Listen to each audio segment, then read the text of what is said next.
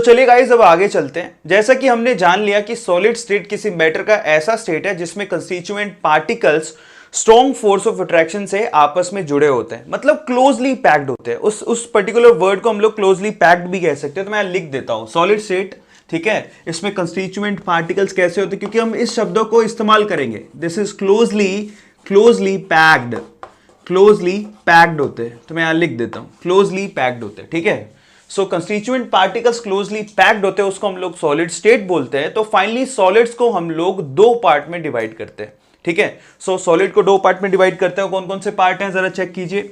देखिए सॉलिड्स को हम लोग दो पार्ट में डिवाइड करते हैं। मैं यहां पे लिखता हूं दोनों पार्ट्स को और उनके बारे में ही हम लोगों को बात करनी है। सबसे पहले तो होता है क्रिस्टलाइन सॉलिड्स। क्या होता है? Crystalline solids. बस इसी के बारे में हमें पढ़ना है। सबसे पहले तो क्रिस्टलाइन सॉलिड्स और दूसरे होते हैं एमोर्फस सॉलिड्स। क्या होते हैं? Amorphous solids, crystalline solids and amorphous solids. दो तरह से सॉलिड को हम लोग क्लासिफाई कर सकते हैं, crystalline solids and amorphous solids, ठीक है। अब देखिए मैं आपको एग्जांपल देता हूं। जैसे कि आपको पता है कि ये जो चौक मैं इस्तेमाल जो कर रहा हूं और मार्बल दोनों एक ही मटेरियल के बने होते हैं, कैल्शियम कार्बोनेट, हम जानते हैं इस चीज को। लेकिन चौक जो है उसको आप आसानी से तोड़ सकते हो, लेकिन क्या मार्बल को आसानी से तोड़ सकते हो? नहीं तोड़ सकते हो, ठीक है। सो चौक की जगह तो चौक ही काम करेगा और मार्बल की जगह मार्बल काम करेगा। अब सवाल यह है कि जब इनके कंस्टिट्यूएंट पार्टिकल सेम है तो फिर इतना डिफरेंस कैसे आ गया कि चौक आसानी से टूट पा रहा है लेकिन मार्बल आसानी से टूट नहीं पा रहा है। अब बस वही फर्क है। अब ध्यान से उसको देखिएगा, क्योंकि मार्बल को हम लोग क्रिस्टलाइन सॉलिड में काउंट करते हैं जबकि एमोर्फस सॉलिड में चौक को काउंट करते हैं। अब क्या फर्क है क्रिस्टलाइन सॉलिड में एंड एमोर्फस सॉलिड में, उस डिफरेंस को ही हम लोग देखने वाले हैं। तो लिखिए फटाफट से। अब मैं यहां डिफरेंस को लिखूंगा और मैं यहां पे एक लाइन खींच देता हूं जिससे आपको ज्यादा क्लैरिटी आएगी, ठीक है। सबसे पहले तो क्रिस्टलाइन सॉलिड में क्या होता है? देखिए क्रिस्टलाइन सॉलिड में रेगुलर अरेंजमेंट ऑफ, लिखिए रेगुलर, ठीक है, अरेंजमेंट, ठीक है, रेगुलर अरेंजमेंट ऑफ, ठीक है, कंस्टिट्यूएंट, सीधे लिख देता हूं कंस्टिट्यूएंट पार्टिकल्स।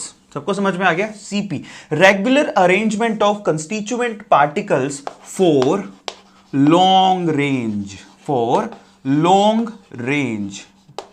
बहुत इंपॉर्टेंट है। यहां पर कंस्टिट्यूएंट पार्टिकल्स का रेगुलर अरेंजमेंट होता है लॉन्ग रेंज के लिए। एग्जांपल के तौर पे जरा ध्यान से इसको देखिए।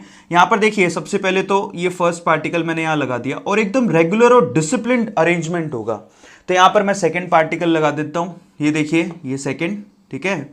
अब ये पार्टिकल्स का मतलब क्या है? मैं पार्टिकल का सेंटर पॉइंट ले रहा हूं। एक एटम होता है, स्फेरिकल होता है, उसका सेंटर पॉइंट ले रहा हूं। अगर आप इस एटम को बनाना चाहे तो आप यूं बना सकते हैं, देखिए, ठीक है। आप पूरे चैप्टर में हमेशा सेंटर पॉइंट का इस्तेमाल करेंगे। एटम तो होगा स्फेरिकल, क्लियर हो गया? तो हम इस तरह से बनाते हैं। अब देखिए ये जो पॉइंट्स हैं इनका रेगुलर, इन एटम्स का रेगुलर अरेंजमेंट होगा, ठीक है। इसके बाद देखिए ये व्हाइट है, ये दूसरा कलर है, आपको शायद दिखाई दे या नहीं दे, लेकिन ये व्हाइट, ये ब्लू। उसके बाद फिर से मैंने सेम डिस्टेंस पर ले लिया व्हाइट, फिर सेम डिस्टेंस पर लिया मैंने ब्लू, फिर सेम डिस्टेंस पर लिया मैंने व्हाइट, फिर सेम डिस्टेंस पर लिया मैंने ब्लू, ठीक है। इस तरह से बहुत ही रेगुलर अरेंजमेंट और लॉन्ग रेंज के लिए होता है, ऐसे नहीं सिर्फ इतनी सी रेंज के लिए, लॉन्ग रेंज के लिए, ठीक है। इसी तरह से इन दोनों के बीच में मैंने फिर से क्या किया, एक व्हाइट बनाया, ठीक है, एक ब्लू बनाया, एक व्हाइट बनाया, एक ब्लू बनाया, एक व्हाइट बनाया, एक ब्लू बनाया, ठीक है।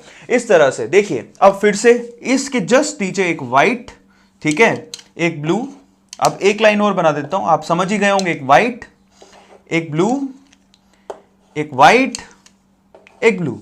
तो इस तरह से रेगुलर अरेंजमेंट लॉन्ग रेंज के लिए चलते जाता है। सबको समझ में आ गया? लॉन्ग रेंज के लिए। जबकि यहां पर क्या होता है, यहां पर होता है, क्या होता है, कंस्टिट्यूएंट पार्टिकल्स का रेगुलर अरेंजमेंट तो होता है, ठीक है।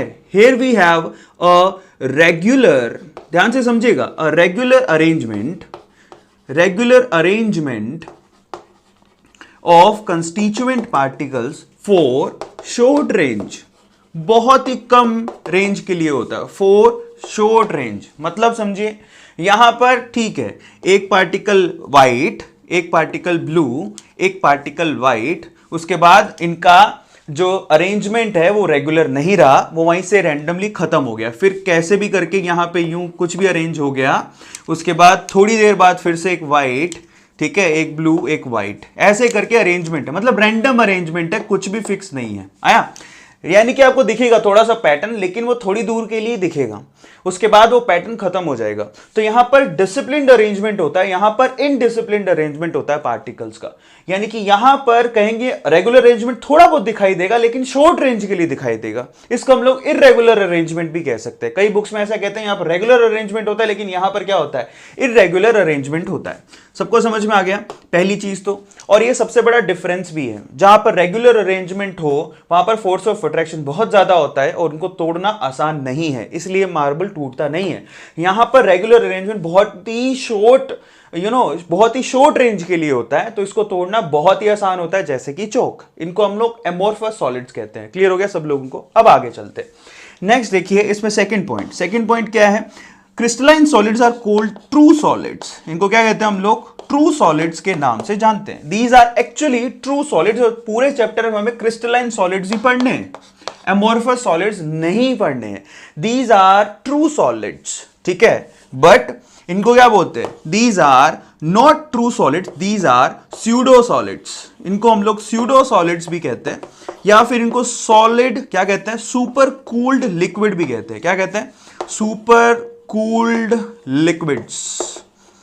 जैसे कि ग्लास, आपको पता है ग्लास आपने देखा होगा, लेकिन वो एक्चुअल में क्रिस्टलाइन सॉलिड नहीं है, ठीक है, या वो ट्रू सॉलिड नहीं, वो स्यूडो सॉलिड है, या फिर उसको सुपर कूल्ड लिक्विड भी कहते हैं। अगर आपने ग्लास को ध्यान से देखा हो, तो जब आप ग्लास नया नया प्लेस कर देते हैं, आपके जैसे जैसे समय बीतता जाता है, आप कभी देखिएगा कि ग्लास के बिल्कुल नीचे, जैसे जैसे ग्लास क्या है, सुपर कूल्ड लिक्विड है, समय बीतता जाए तो वो धीरे धीरे क्या होता है, नीचे से उसकी थिकनेस बढ़ने लगती है ग्लास की, और ऊपर से पतला हो जाता है। कभी भी गौर से कभी ट्राई करना, अगर आप कहीं 5 साल 4 साल से रह रहे हो, उन ग्लासेस की थिकनेस को ट्राई करना, ऊपर से वो उसकी थिकनेस कम हो जाएगी, नीचे से थिकनेस बढ़ जाएगी। क्यों? क्योंकि ग्लास धीरे धीरे क्या करता है, क्योंकि सुपर कूल्ड लिक्विड है, तो धीरे धीरे बह के नीचे आ जाता है, और नीचे जो विड्थ है उसकी बढ़ने लगती है। ये ग्लास की खास बात होती है। So those are called super cooled liquids, those are not called true solids. So finally इनको हम लोग ट्रू सॉलिड्स कहते हैं, जबकि उनको हम लोग सुपर कूल्ड लिक्विड्स कहते हैं, और कुछ नहीं है, ठीक है, यानी कि स्यूडो सॉलिड्स कहते हैं। सो ये सबसे इंपॉर्टेंट सेकंड पॉइंट हो गया। अब थर्ड पॉइंट की तरफ चलते हैं, जो कि लिटरली बहुत ही ज्यादा इंपॉर्टेंट है। अगर आपको सही में पहचानना है कि क्रिस्टलाइन सॉलिड और अमोर्फस सॉलिड में क्या डिफरेंस है, तो ये पॉइंट आपको सबसे ज्यादा काम देगा। क्या है, देखो, क्रिस्टलाइन सॉलिड के लिए जो मेल्टिंग पॉइंट होता है, the melting point of crystalline solid is sharp. Sharp होता है। शार्प का मतलब, अगर मैं कह दूं कि कोई क्रिस्टलाइन सॉलिड है, उसका melting point suppose 120 degree Celsius है, तो एक्चुअल में वो 120 डिग्री सेल्सियस पे मेल्ट हो ही जाएगा। मैं एक एग्जांपल के तौर पे बता रहा हूं कि इसी पॉइंट पे वो कंप्लीटली मेल्ट हो जाएगा। आपको पता है मेल्टिंग पॉइंट फिक्स होता है जब तक उसकी पूरी शेप चेंज नहीं हो जाए। तो वो किसके लिए फिक्स होता है, एक्चुअल में क्रिस्टलाइन सॉलिड्स के लिए फिक्स होता है। सबको समझ में आ गया? तो उनका मेल्टिंग पॉइंट फिक्स होता है। फिक्स मतलब इसी पॉइंट पर पूरा का पूरा सॉलिड लिक्विड में कन्वर्ट हो जाएगा और टेम्परेचर चेंज होगा भी नहीं। लेकिन अमोर्फस सॉलिड के साथ ऐसा नहीं होता। जैसे कि plastic is a kind of amorphous solid. आपके पास जो चेयर है, सपोज आप जहां पे भी बैठ के देख रहे हो, चेयर पे बैठ के देख रहे हो, प्लास्टिक जो होता है वो अमोर्फस सॉलिड होता है। अब अगर आप चाहते हो कि वो जो प्लास्टिक है उसको जला के मैं लिक्विड में कन्वर्ट करूं, तो वो क्या होगा, एक पर्टिकुलर फिक्स टेम्परेचर पे वो लिक्विड में कन्वर्ट नहीं होगा। वो पहले नरम होगा। आप प्लास्टिक करके देखिएगा, प्लास्टिक को आप जब हीट दोगे ना, तो पहले प्लास्टिक नरम होगा, नरम होने के बाद वो लिक्विड में कन्वर्ट होगा, और पूरा लिक्विड में कन्वर्ट एक ही टेम्परेचर पे होगा ही नहीं। वो टेम्परेचर रेंज में कन्वर्ट होते हैं लिक्विड के अंदर। आप करके देख लीजिए, सबको पता है, ये तो चीज नॉर्मल है, बट ये इंपॉर्टेंट है। जब ये आपको पहचानना हो तो ये काफी इंपॉर्टेंट यहां पर डिफरेंस है, that amorphous solid has melting point, ठीक है, इन रेंज ऑफ टेम्परेचर। मतलब अगर आप इसको मेल्ट करना चाहते हो तो देखिए, ये सपोज कि किसी स्यूडो सॉलिड का, यानी कि अमोर्फस सॉलिड का मेल्टिंग पॉइंट, वो मेल्ट होना शुरू होता है 100 डिग्री सेल्सियस से, तो वो जाके कहीं टोटली 200 डिग्री सेल्सियस पे कंप्लीटली सॉलिड से लिक्विड में कन्वर्ट होगा। मतलब वहां रेंज में कन्वर्जन होती है। समझ में आ गया? एक ही पर्टिकुलर टेम्परेचर पे वो कभी भी, ऐसा पॉसिबल नहीं है कि वो एक ही पर्टिकुलर टेम्परेचर पे सॉलिड से लिक्विड में कन्वर्ट हो जाए। और ये सबसे बड़ा डिफरेंस है यहां पे, ये ध्यान रखना आपको। क्रिस्टलाइन सॉलिड यहां पर फिक्स टेम्परेचर पे वो मेल्ट हो जाते हैं, लेकिन एमोर्फस सॉलिड कभी भी फिक्स टेम्परेचर पे मेल्ट नहीं होते, वो एक पर्टिकुलर रेंज ऑफ टेम्परेचर में मेल्ट होते हैं। बहुत इंपॉर्टेंट है। अब चलिए फोर्थ पॉइंट पर चलते हैं। Again that is so much important और एक्चुअल में उसी पे सबसे ज्यादा क्वेश्चन पूछे जाते हैं। दैट क्रिस्टलाइन सॉलिड आर, ये क्रिस्टलाइन सॉलिड कैसे होते हैं? Anisotropic. Crystalline solids are anisotropic, anisotropic in nature. बहुत इंपॉर्टेंट है और एक्चुअल में इसी के ऊपर सबसे ज्यादा क्वेश्चन आते हैं। ज्यादातर बच्चे ऐसा सोचते हैं कि ए लगा हुआ है, ए से एमोर्फस के लिए होगा, क्योंकि ज्यादातर ऐसा लॉजिकली इलॉजिकल दिमाग लगाने की कोशिश करते हैं। लेकिन ये ध्यान रखिएगा, यहां पर एनआइसोट्रॉपिक कौन होते हैं? Crystalline solid. ये बहुत इंपॉर्टेंट है। जबकि एमोर्फस सॉलिड क्या होते हैं? Amorphous solids are isotropic. अब ये क्या होता है मैं आपको बताता हूं, ठीक है? So these are isotropic in nature. अब ये क्या है? Isotropic in nature. ध्यान से समझिएगा, क्रिस्टलाइन सॉलिड तो होते हैं एन आइसोट्रॉपिक। मैं यहां पर देखो, यहां पर अंडरलाइन कर रहा हूं, now these are anisotropics, but ये क्या होते हैं? आइसोट्रॉपिक्स। अब ये क्या होता है? देखो, एनाइसोट्रॉपिक मतलब different physical properties in different directions. मैं लिख देता हूं नीचे, एनाइसोट्रॉपिक का मतलब होता है different physical properties, PP, physical properties in different direction. मैं आपको समझाता हूं, भी पहले लिख लीजिए, different physical properties in different directions, ठीक है? डिफरेंट डायरेक्शंस बहुत ही इंपॉर्टेंट है। अगर आप इसके क्रिस्टल में डिफरेंट डायरेक्शन में जाएंगे तो आपको फिजिकल प्रॉपर्टीज डिफरेंट मिलेंगी। जबकि यहां पे क्या होता है, मैं लिख देता हूं, आइसोट्रॉपिक क्या होता है? Same physical properties in different direction. बहुत ही इंपॉर्टेंट है, ध्यान से देखिएगा। Now look at it, anisotropic मतलब different physical properties and different directions. बोल रहा हूं पीपी का मतलब physical properties. So different physical properties and different directions, ये होता है same physical properties in different directions. तो मतलब समझिए, जैसे कि मैं बात करता हूं, ये देखिए, ये अरेंजमेंट है जो मैंने आपके सामने बनाया। इनका जो अरेंजमेंट होता है वो कैसा होता है? बिल्कुल रेगुलर अरेंजमेंट होता है, यस और नो? लेकिन इनका अरेंजमेंट क्या होता है? इररेगुलर होता है। सो गाइस, चलिए इस लास्ट पॉइंट को समझते हैं। इसका मतलब क्या है? देखिए, मैंने आपसे कहा कि जो क्रिस्टलाइन सॉलिड होते हैं वो एनआइसोट्रॉपिक होते हैं। मतलब अगर आप डिफरेंट डायरेक्शन में क्रिस्टल में जाएंगे तो आपको डिफरेंट फिजिकल प्रॉपर्टीज मिलेगी, जबकि आइसोट्रॉपिक में सेम फिजिकल प्रॉपर्टीज मिलेगी। अब इसको ध्यान से समझिएगा, इसका मतलब क्या है, जरा ध्यान से इसको देखिए। अगर मैं इस क्रिस्टलाइन सॉलिड में मैंने ये अरेंजमेंट बनाया है ना, देखिए यहां पर एकदम रेगुलर अरेंजमेंट होता है, जबकि वहां पर रैंडम अरेंजमेंट होता है, कुछ फिक्स नहीं होता है। अगर मैं इस डायरेक्शन में जाऊं, जैसे रिफ्रैक्टिव इंडेक्स की बात करो, फिजिक्स में पढ़ते हो रिफ्रैक्टिव इंडेक्स, ठीक है? रिफ्रैक्टिव एंड रिफ्लेक्टिव इंडेक्स पढ़ते हो, ठीक है? अब देखिए, अब यहां पर अगर मैं बात करूं, मैं इस डायरेक्शन में जाऊं तो मुझे अरेंजमेंट कैसा मिल रहा है? जरा ध्यान से इसको चेक करो। जैसे कि यहां पर white blue white blue white blue ऐसा मिल रहा है ना। लेकिन अगर मैं इस डायरेक्शन में जाऊं तो ये देखिए, मैंने डायरेक्शन चेंज करा तो मेरे को क्या मिला? Blue blue white. अब खुद से बना के देखना कॉपी के अंदर। जब आप बनाओगे इसको प्रॉपरली बनाना, तो आप जब यहां जा रहे हो तो आपको white blue white blue white blue ऐसा अरेंजमेंट मिल रहा है। लेकिन जब आपने डायरेक्शन चेंज कर दिया तो आपको मिल रहा है ब्लू ब्लू व्हाइट। अगर आपने इसके पास वाला डायरेक्शन ले लिया तो व्हाइट व्हाइट ब्लू। इस चीज को चेक करो, मतलब आपके कंस्टिट्यूएंट पार्टिकल्स ही चेंज हो गए, तो ऑब्वियसली आपकी फिजिकल प्रॉपर्टी तो चेंज हो ही जाएगी ना।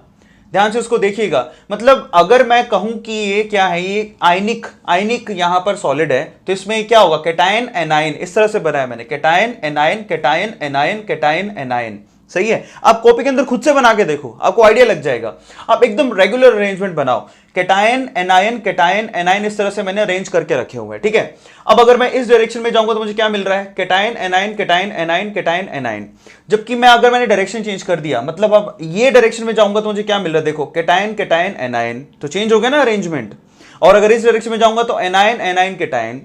और आप खुद से कॉपी में बना के देखो, एकदम रेगुलर अरेंजमेंट खुद से बना के देखो। जरूरी नहीं है कि आप इस तरह से बनाओ, आप सिंपली यू भी बना सकते हो। जरा चेक करना, आप यू भी बना सकते हो एकदम खुद से ही। क्या करो? White blue white and blue, सिर्फ 4 डॉट लगा लो। लगा लिया आप लोगों ने? व्हाइट ब्लू मेरे साथ जो मैं बोल रहा हूं उसके साथ डॉट लगाइए, लगा लिए कॉपी के अंदर। फिर उस व्हाइट के जस्ट नीचे आप क्या करो? ब्लू डॉट लगाओ, ब्लू, उसके बाद क्या करो? व्हाइट, ठीक है? मतलब कलर चेंज कर लो, जैसा कि आपके पास पेन अवेलेबल हो, आपके पास ब्लैक और ब्लू अगर हो अवेलेबल तो आप डॉट लगा लो ऊपर नीचे। जैसे मैंने लगाया व्हाइट ब्लू, नीचे लगाया ब्लू व्हाइट लगा दिया, मतलब ऐसे करके अरेंज होता है। मतलब खुद ही सोचिए कि कैटायन को कौन सराउंड करेगा, एनायन। तो मैंने कैटायन के अराउंड क्या कर दिया, एनायन को सराउंड कर दिया। एक एनायन को कौन सराउंड करेगा, कैटायन। सबको समझ में आ गया। अब बस अगर आपने दो लाइन ही बनाई है तो जरा चेक करो, अगर मैं इस डायरेक्शन में जाऊं तो मुझे क्या मिल रहा है, व्हाइट ब्लू, ठीक है। लेकिन अगर मैंने डायरेक्शन ये कर दी, जरा चेक करना, तो मुझे सिर्फ ब्लू डॉट मिल रहे हैं, और अगर उसके पास वाली करी तो सिर्फ व्हाइट डॉट मिल रहे हैं। इस चीज को समझिए। तो मतलब अगर मैं अलग डायरेक्शन में जा रहा हूं तो मुझे अलग कंस्टिट्यूएंट पार्टिकल मिल रहे हैं। तो ऑब्वियसली फिजिकल प्रॉपर्टी जैसे कि रिफ्रैक्टिव इंडेक्स वो तो अलग होगी ही ना। सबको समझ में आ गया। सिंपल सा तरीका, खुद से डॉट बना के कॉपी में चेक कर लो। भले आप जिस डायरेक्शन में जाओगे आपको कंस्टिट्यूएंट अरेंजमेंट अलग मिलेगा तो फिजिकल प्रॉपर्टीज भी अलग होंगी। लेकिन यहां पर देखिए, यहां पर तो सब कुछ रैंडम है, कुछ फिक्स नहीं है। इस चीज को चेक करो, मतलब यहां पर तो खिचड़ी बनी हुई है, तो आप कोई अरेंजमेंट ही नहीं है। आप जहां पे जाओगे आपको सेम सा दिखेगा, जहां पे जाओगे आपको। जैसे कि इसको एग्जांपल दे सकते हो कि भाई आपने 2 शादियां अटेंड करी सपोज, तो एक शादी में क्या है ना, कुछ भी कोई भी कहीं भी खड़ा है, तो आपको ऐसा लगेगा खिचड़ी सी है, किसको कहां ढूंढे। लेकिन अगर एक शादी में ऐसा किया गया कि वहां पर लड़कों को अलग बिठाया गया, लड़कियों को अलग बिठाया गया, और बच्चों को अलग बिठाया गया, तो एक रेगुलर अरेंजमेंट हो गया। तो वहां पर तो क्या हो गया, अगर आप सिर्फ लड़के की डायरेक्शन देखो सब लड़के दिख रहे हैं, लड़कियों की डायरेक्शन देखो सिर्फ लड़कियां दिख रही हैं, और बच्चों की डायरेक्शन में देखो सिर्फ बच्चे दिख रहे हैं। डिसिप्लिन अरेंजमेंट में क्या होता है, डिफरेंट डायरेक्शन में डिफरेंट अरेंजमेंट मिलेंगे आपको। समझ में आ गया। लेकिन अगर कुछ अरेंजमेंट है ही नहीं, तो अगर आपको किसी को ढूंढना है, मतलब खिचड़ी सी है, अगर आप यहां पे किसी को ढूंढने की कोशिश कर रहे हो तो आपको सब कुछ दिख रहा है, कैसे ढूंढूं, सब लड़के लड़कियां बच्चे सब मिक्स हैं। समझ में आ गया सब लोगों को। यहां पर अरेंजमेंट जब फिक्स नहीं होता तो सब एक जैसा दिखाई देता है, मतलब सब जगह तो ऐसे ही दिख रहा है कि लड़के लड़कियां बच्चे सब ऐसे खड़े हैं, तो वहां पर किसी को ढूंढना हार्ड है। जबकि डिसिप्लिन अरेंजमेंट में किसी को ढूंढना आसान है। लेकिन यहां पर जब एक डायरेक्शन में देखोगे तो आपको सेम दिखेगा, दूसरी डायरेक्शन में देखने की कोशिश करोगे तो उससे अलग दिखेगा। इसलिए इनको क्या बोलते हैं, एनाइसोट्रॉपिक, जबकि इसको क्या बोलते हैं, आइसोट्रॉपिक। अब खुद से फील करके देखो, खुद से दिमाग लगाओ। मैंने आपसे एक बात कही थी, विजुअलाइज करने की कोशिश करो, ठीक है। मतलब एक यहां पर शादी ऐसी जहां पर सभी मेल को अलग बिठाया, फीमेल को अलग बिठाया और चिल्ड्रंस को अलग बिठाया, तो बहुत ही रेगुलर अरेंजमेंट हो गया। तो वहां पर अगर आप सिर्फ मेल की डायरेक्शन में देखोगे तो मेल दिखेंगे, फीमेल की डायरेक्शन में देखोगे तो फीमेल दिखेगा, ठीक है, दिखेंगे, और चिल्ड्रन की डायरेक्शन में देखोगे तो सिर्फ चिल्ड्रन ही दिखेंगे। ऐसा ही यहां पर होता है, मतलब डिफरेंट डायरेक्शन में डिफरेंट चीजें दिखेंगी। लेकिन यहां पर जब आपने कुछ अरेंजमेंट किया ही नहीं तो पूरे पंडाल में ऐसा दिखेगा कि हौच पौच सा हो रहा है। तो ये अरेंजमेंट ऐसा है। सबको समझ में आ गया। तो आप किसी भी डायरेक्शन में देख लो, आपको ऐसे दिखेगा, आप जो भी डायरेक्शन में देखोगे, अरे यहां पर मेल भी है, फीमेल भी है, चिल्ड्रन भी है। उधर देखा मेल भी है, फीमेल भी है, चिल्ड्रन भी है। इधर देखा मेल भी है, फीमेल भी है, चिल्ड्रन भी है। तो सब चीजें क्या है, सब जगह एक ऐसा दिखा है, खिचड़ी सी बनी हुई है, हौच पौच। तो इनको इसीलिए हम लोग आइसोट्रॉपिक बोलते हैं, जबकि इनको क्या बोलते हैं, एनाइसोट्रॉपिक। तो यहां पर क्योंकि डिफरेंट डायरेक्शन में डिफरेंट कंस्टिट्यूएंट पार्टिकल्स हैं, तो यहां पर कंस्टिट्यूएंट पार्टिकल डिफरेंट होने की वजह से फिजिकल प्रॉपर्टी भी डिफरेंट होंगी। समझ में आ गया। जबकि यहां पर क्या होता है, कुछ फिक्स नहीं है, इसलिए फिजिकल प्रॉपर्टीज सेम होंगी। सबको समझ में आ गया। सो यहां पर same physical properties in different direction. So ये 4 ऐसे पॉइंट है जो कि काफी ज्यादा इंपॉर्टेंट है, इवन बहुत ही ज्यादा। एग्जांपल देने जाओ तो यहां पर एग्जांपल क्या लिखोगे, जैसे कि NaCl, जैसे कि क्वार्ट्ज, ठीक है, KCl, ZnS, बहुत सारे एग्जांपल दे सकते हैं जिसको हमें आगे पढ़ना ही है, CaF2।